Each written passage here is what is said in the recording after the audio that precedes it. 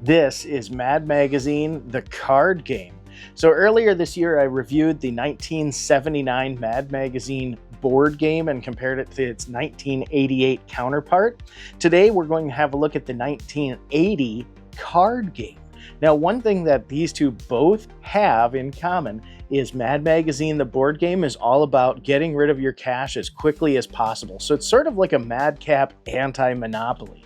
Whereas Mad Magazine, the card game, is about getting rid of your cards as quickly as possible.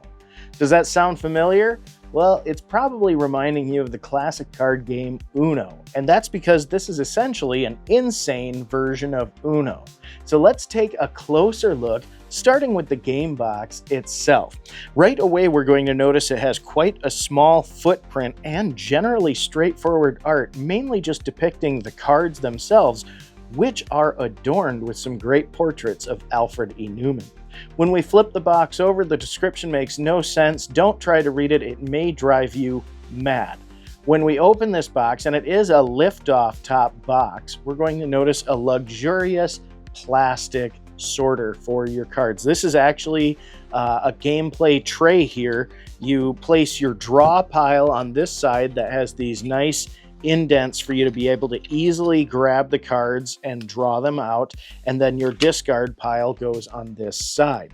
Now, similar to Uno, players are dealt either 8 cards if they're playing 2 to 4 players, or 7 cards each if they're playing at maximum 6 players. And then the game starts off with the top card from the discard pile being put into this tray here, and players will begin playing cards from their hands. Now, there are 4 suits in this game. There's green leisure suit, red union suit, yellow space suit, and blue suit of armor. And when you're playing your cards, your card has to match at least one attribute of the card showing. So for instance, I could play, since this is a number 3 blue, I could either play this number 3 yellow because the number 3 matches, or I could play this number 4 blue because it's the same suit of cards. Now, the goal is to get rid of all the cards in your hand, and to thwart you at achieving that goal, there are a number of special cards in the deck that all do different things. Like, for instance, there's a wild card that you can play no matter which color is showing, or there's a wild and woolly card that you can play that not only can you play it no matter which card is showing, but you can force another player to draw 3 cards. There's also a card that forces other players to exchange their hand with you, or you can choose to change the direction of gameplay from clockwise to counterclockwise and vice versa. There is one particular special card that's very important, a singular joker that's shuffled into the deck. Now, the player who gets a hold of this can end the game at any time. Now, let's say that the total amount of the face value of all the cards in your hand is relatively low, and you're confident that it's going to be lower than any other player's hand's face value. You can play this Joker card. This immediately ends the game. All players add up the face value of their hands, and the person with the lowest score wins. So you can take a tactical nuke to the game by just shutting things down with this, which I thought was really neat. There is no such rule as in Uno, where if you're down to your last card, you have to say Uno or draw a penalty amount. That's gone. So like I said, though the rules are very similar to Uno, the number and type of modifiers are quite different from Uno, and the ability for a player to end the game at will with the Joker adds a unique bit of spice. I gotta say, actually, too, this card tray is such good quality. I mean, this isn't just some vacuum-formed organizer. This is thick. This reminds me of, like, back in the day when you used to go to fast food restaurants or diners, they used to have ashtrays that were like thick plastic like this.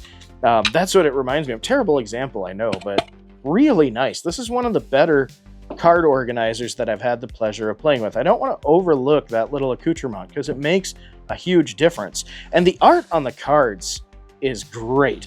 But before we dive too far into that, let's take a look at the rules. Or rather, maybe you should avoid it. I'm not sure. If you value your mental health, because whoever wrote these really wants to test your patience, and that's very similar to how the rules were written in Mad Magazine, the board game. I'll give you an example. When they list the components, It says equipment, 76 cards, 76 cards, 76 cards, 76 cards, 76 cards, 76 cards, 76 cards, and 1 tray. And it is really nice of them. They have a picture of the one missing Old Maid card.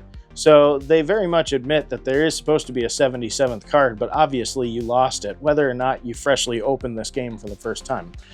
Kind of them. This is a simple fold out here. It's the size of a regular office-sized sheet of paper. It does fold into quarters, which leaves a little weak spot right here, but as you can see, this one has stood the test of time.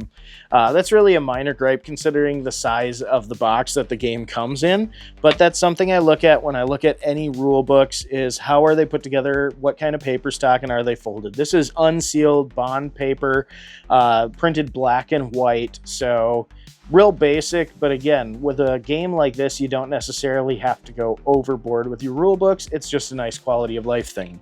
Now, when we talk about, is it worth finding a copy of Mad Magazine, the card game? I think so. If you like Uno, if you like just card games in general, this is a great game. But if you're a fan of Uno and you want to have the really cool new rule set, this is the way to go. There's no such rule as somebody gets down to 1 card and they have to shout Uno. Instead, they're replacing the endgame dynamic with the Joker, and a number of these other cards have interesting effects. One of my favorites is the defensive use of Alfred E. Neuman's famous catchphrase, the "What Me Worry" card. So if somebody plays any one of these effect cards and it's going to have a negative effect on you, and you've got one of these in your hand, throw down a "What Me Worry" and it works as a total reversal. So if I had played, say, Wild and Woolly and told you to draw 3 cards, what, me? Worry? You draw 3 cards. I love it. I love the cheekiness of this game. Now, I will say the art is bright and vibrantly colored. I do notice, I don't know how to put this, it looks a little bit less detailed than what was featured in the 1979 board game.